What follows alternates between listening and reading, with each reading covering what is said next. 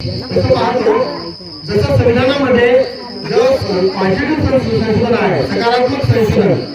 आपल्या संविधानामुळे ज्या प्रासंगिक संविधान बनवताना ज्या गोष्टी आलेल्या नाही पण ज्या गोष्टी फुटल्या गेलेल्या आहेत त्या सकारात्मक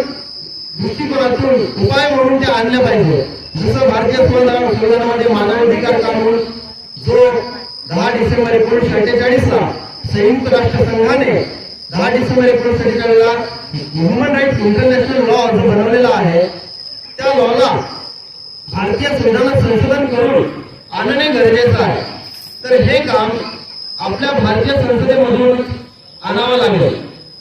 तसंच भारतीय संविधानाचं संशोधन करून जो पॉझिटिव्हली प्रोग्रेसिव्हली जो अमेंडमेंट आहे तो करून आपल्या संविधानाला व्यापक व कम्प्लीट स्वरूप देऊन त्याच्यामध्ये असं सुंदर संविधान पुन्हा त्याला सुंदर संविधानाचं बनवू शकतो तो स्वरूप देण्याचा